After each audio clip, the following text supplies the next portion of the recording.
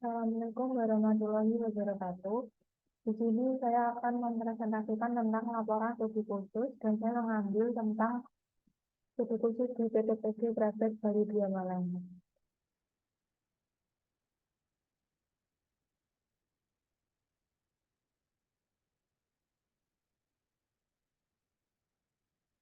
Untuk slide pertama, saya akan menampilkan tentang deskripsi pabrik.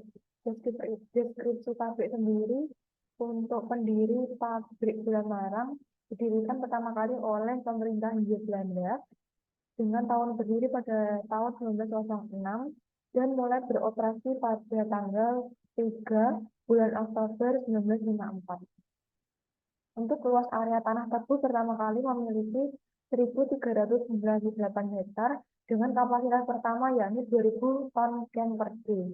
Untuk daya tampung pertama kali yakni 131.309 kW per PE per hari. Untuk fasilitas pabrik sendiri, yang pertama memperlancar aliran material atau bahan baku dan bahan pendukung, kemudian memfasilitasi proses manufacturing, meminimalisasi penanganan dan pengangkutan material, serta biaya-biaya yang berkaitan dengannya, lebih efektif dalam memanfaatkan orang, peralatan, dan ruang, kemudian meningkatkan fleksibilitas dan mengantisipasi perubahan-perubahan yang terjadi. Yang keenam, memberikan kenyamanan, kemudahan, keamanan, dan keselamatan kerja. Yang ketujuh, meminimalisasi investasi peralatan dan mesin produksi. Yang kedelapan, mengurangi jumlah waktu produksi. Untuk sertifikat perusahaan sendiri, berdasarkan Undang-Undang Nomor 6 tahun 1968 dan Peraturan Pemerintah Nomor 5 tahun 2004 PT Raja Wali Nusantara Indonesia menjadi perusahaan perseroan atau persero. Dengan nama yang sama, perubahan badan hukum tersebut telah memperoleh pengesahan dari Menteri Kehakiman di bawah nomor JA5/25/13 tanggal 30 April 1978 dengan nomor C2420 MPC IY tahun 1983 tanggal 5 Januari 1983. Kemudian untuk proses produksi sendiri, di sini dibagi menjadi tiga, yakni praproduksi, proses, dan pasca produksi. Untuk praproduksi sendiri disingkat pada bagian emplasemen luar dan emplasemen dalam. Kemudian untuk proses produksi sendiri dimasukkan pada sejumlah stasiun yang ada dalam pabrik, yakni stasiun gilingan, stasiun pemurnian, penguapan, masakan, dan putaran. Untuk pasca produksi sendiri, yakni pada stasiun penyelesaian. Masa yang pertama yakni praproduksi. Emplasemen atau biasa disebut dengan halaman pabrik merupakan sarana yang digunakan untuk menampung tebu sebelum digiling. Pabrik gula harus menyediakan halaman pabrik yang mampu menampung tebu sesuai dengan kapasitas pabrik, ditambah dengan faktor keamanan dan harus cukup rindang, sehingga kehilangan gula karena inversi dari panas matahari dapat diminimalisir. Kemudian untuk emplasemen luar sendiri, fungsinya untuk antrian truk sebelum masuk ke emplasemen dalam dan untuk menghindari terjadinya penumpukan truk yang ada di jalan raya sehingga menimbulkan kemacetan. Untuk emplasemen dalam sendiri, pemeriksaan terhadap truk pengangkut tebu yang meliputi pemeriksaan SPTA atau surat tanda masuk truk. Untuk pemeriksaan persen break pada contoh tebu, untuk tebu BL 17 dan tebu masa awal MA 17. Pemeriksaan tebu sesuai dengan kriteria yakni bebas sogolan, pucuk, dadu, akar, tanah, dan tali pucuk. Kedua, masuk ke proses produksi. Proses produksi terdiri dari 4 stasiun, yakni stasiun gilingan, pemurnian, penguapan, masakan, dan putaran. Di sini ada gambaran dari rawat gilingan hasil gilingan, yakni dimulai dari meja tebu pertama masuk ke can carrier, dari can carrier masuk ke cardingdem, diradakan dengan feeding roll, kemudian masuk ke roll gilingan. Roll gilingan pertama akan menghasilkan NPP atau nirang peran pertama, kemudian masuk ke NPL2 atau nirang peran kedua, kemudian masuk ke roll gilingan 3, 4, dan 5 dengan ditambahkan air industri dari alat boiler. Dari masing-masing air industri di peran keempat dan kelima berbeda suhu, yakni berada pada 30% suhu dari boiler dan 70% dari boiler. Kemudian hasil peran masuk ke dalam tangki nira mentah menuju kan tim nira mentah stasiun pemurnian. Untuk alat-alat kerja penduluan pada stasiun gilingan, yakni terdiri dari pelepas tebu atau can unloading, gunanya untuk memindahkan tebu dari truk ke meja tebu, kemudian dari meja tebu atau can table, gunanya untuk menampung dan memposisikan tebu agar masuk ke can carrier. Kemudian ada peralatan tebu atau can leveler, yakni meratakan dan mengatur tebal tipisnya tebu yang ada di meja tebu. Kemudian ada kerpiak tebu atau can carrier, yakni membawa tebu ke arah alat kerja pendahuluan, yakni rel gilingan. Kemudian dilanjutkan di stasiun pemurnian. Untuk skema proses stasiun pemurnian sendiri dimulai dari nilai peran pertama menuju ke tangki fosfor peroksida ditambahkan dengan di fosfor peroksida.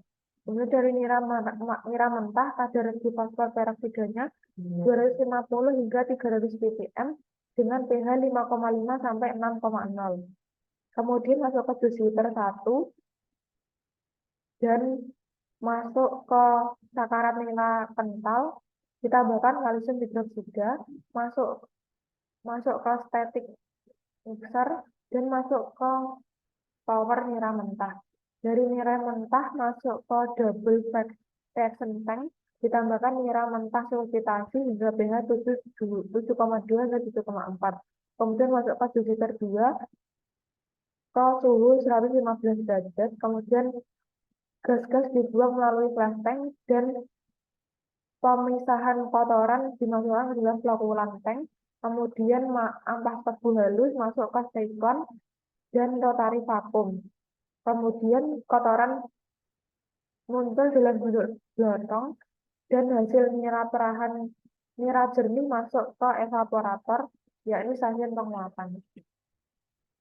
Pada intinya untuk stasiun pemurnian sendiri bertujuan untuk menghilangkan kotoran sebanyak mungkin yang terdapat dalam nira mentah yang dilakukan tanpa menimbulkan kehilangan gula selama proses tersebut sehingga menghasilkan nira yang bersih dengan nilai biaya serendah mungkin. Untuk cara dari stasiun fisik sendiri dibagi menjadi tiga, yakni fisis, kemis, dan fisis kemis. Untuk cara fisis sendiri dapat menghilangkan kotoran yang kasar dengan jalan penyaringan dan pengendapan. Untuk cara kemis sendiri dapat dilakukan dengan melakukan berbagai macam reaksi kimia sehingga terjadi pembersihan.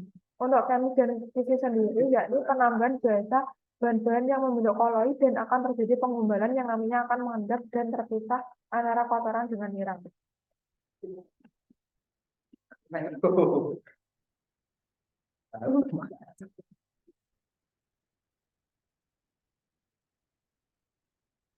Ya, potong, ya, buang. Itu suruh mulai tau.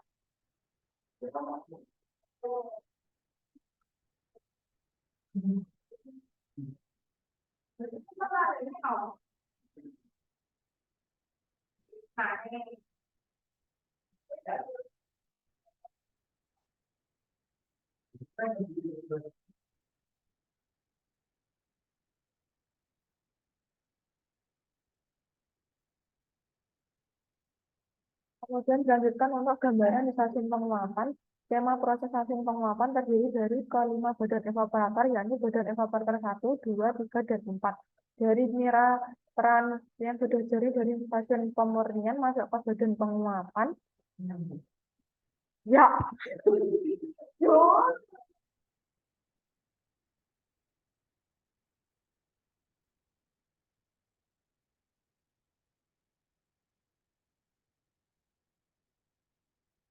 Stasiun penguapan sendiri terdiri dari 5 badan evaporator yang kemudian akan dipompa selanjutnya ke stasiun masakan dan penguapan.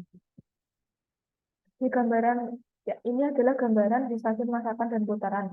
Untuk stasiun masakan dan putaran terdiri dari 3 badan panmasak, yakni panmasak A, C, dan D. Untuk panmasak A, C, dan C sendiri memiliki kriteria dan suhu yang berbeda-beda yang digunakan untuk menambahkan babonan A, ya, untuk ditambahkan bibit gula atau babonan yang terdiri dari babonan A dan babonan D.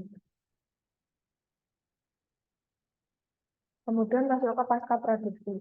Untuk pasca produksi sendiri, yakni terdiri dari Sugar dryer dan cooler. Alat ini digunakan untuk mengeringkan gula produksi atau gula SNS atau superior height.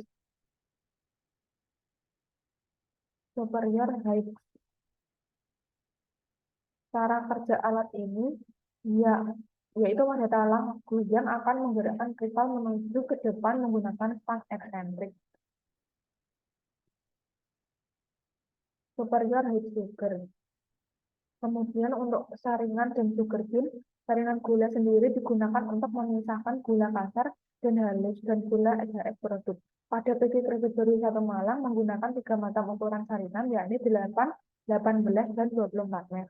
Untuk sugar bean sendiri, alat ini digunakan untuk menampung gula SHF yang dibawa oleh elevator dari vibrating screen dengan kapasitas tampung 1.200 kW. Berat gula dalam karung sendiri 50,25 kg dengan 4 buah sugar wafer yang bekerja secara bergantian dan diatur secara otomatis. Kemudian untuk pengawasan mutu dari pabrik gula Krebet sendiri, yakni pelaksanaan analisa untuk pengawasan mutu dilakukan dengan menggunakan petunjuk dari PBGI, yaitu petunjuk buletin 4 untuk pengawasan piringan dan buletin 11 untuk pengawasan fabrikasi. Sekian presentasi dari saya, kurang lebihnya mohon maaf. Wassalamualaikum warahmatullahi wabarakatuh.